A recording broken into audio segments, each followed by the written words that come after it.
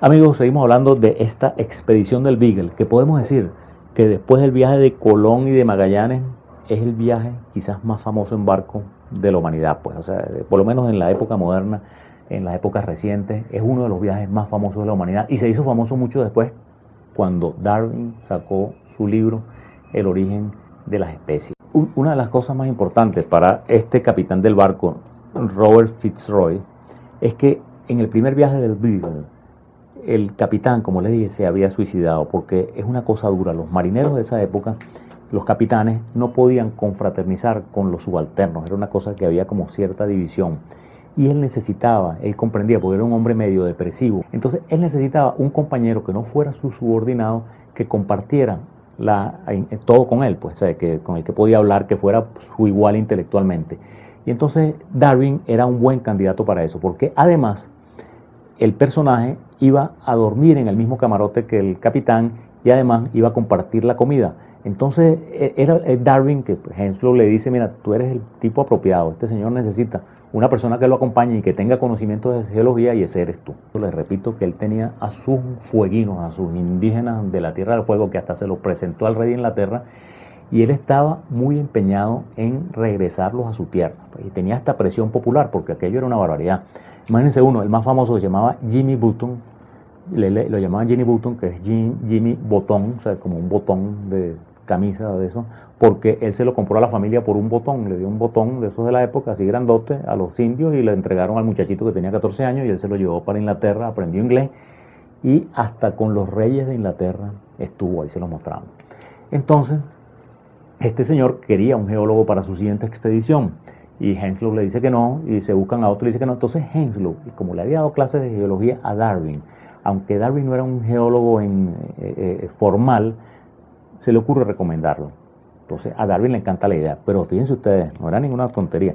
El viaje iba a durar 5 años, no le iban a pagar por los trabajos, más bien él tenía que mantenerse, necesitaba dinero para mantenerse y bueno, era un viaje que iba a estar en aquellas tierras que si hoy nos parecen lejanas, en esa época ni les cuento. Cuando él le plantea eso a su papá, a ese personaje tan dominante que había querido que él fuera médico, después que fuera cura, después no, el papá le dice, bueno, se lo puede imaginar, 5 años por allá, por esas tierras. Dice, lo que estás es loco. Entonces, no, yo no te doy permiso. Entonces, pero le da una esperanza, le dice, yo te doy permiso si una persona con sentido común me dice que tú debes hacer ese viaje. Y uno de los principales argumentos que el papá oponía era que una persona que iba a ser sacerdote, pues que iba a ser ministro, no le convenía para nada ser un aventurero que estaba dando vueltas por el mundo 5 años. Entonces, Darwin se aflige mucho y le escribe a Henslow diciendo que él rechaza la invitación, que no puede asistir, pero se va a casa de ese tío Hoss que vivía cerca, que vivía en Mar, a 35 kilómetros de Chesbury, donde vivían sus padres. Y él era muy unido con su tío Hoss. En ese tiempo que él estuvo estudiando, como les dije, el tío Hoss compartía sus gustos, caminaban, montaban a caballo, cazaban, hasta estuvieron juntos en Irlanda y en París. Y él habla con su tío Hoss. Por supuesto que el tío Hoss lo primero que lo hace es confrontarlo con la cosa. Mira, y 5 años y tú estás preparado para eso. Entonces, bueno, hablan y por fin el tío Hoss se convence, sí, chico, yo creo que sí te conviene. Yo voy a convencer a tu papá. Entonces primero le escribe una carta al papá en el que le van contestando todos los argumentos uno a uno, el tío Hoss. Le dice, mira, yo creo que el muchacho se puede ir por esto, por esto y por esto. Y Darwin le escribe otra carta al papá diciendo, yo voy a hacer lo que tú digas. Manda las cartas e igualito se van a hablar con el papá. Y el papá finalmente pues cumple su palabra, el tío Hoss era una persona de sentido común y le da el permiso para que se vaya en el Beagle a esa aventura de 5 años de darle la vuelta al mundo como geólogo y como naturalista. Entonces le escribe enseguida otra carta aceptando el cargo, sale para el puerto, ya el capitán se había conseguido otro candidato, pero al final el otro candidato se echa para atrás y es así, como de una manera, vamos a decir, bien casual, bien difícil, bien insospechada, nuestro personaje Charles Darwin se lanza a esa aventura que fue la que le proporcionó la información y los datos para escribir su libro El origen de las especies, que revolucionó al mundo. Y ahora, amigos, vamos a nuestra acostumbrada sesión Educando a nuestros padres y en el próximo programa, Los cuentos del tío Pepe, seguimos hablando de El viaje del Beagle y de Charles Darwin.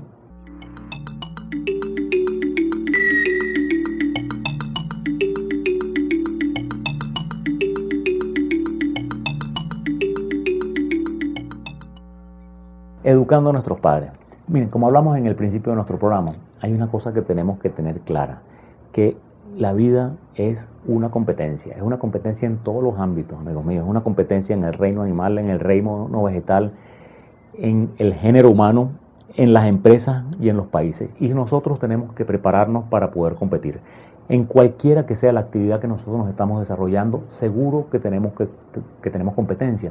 Y tenemos que dedicarnos a ser los mejores en eso y en escoger los caminos que nos lleven a ir mejorándonos, a ir actualizándonos para ser lo más apto y sobrevivir en esta lucha por la subsistencia que es la vida. Muchísimas gracias, muy buenas noches y los esperamos en un próximo programa, Los Cuentos del Tío Pepe, donde vamos a seguir hablando de el viaje del Beagle y de Charles Darwin.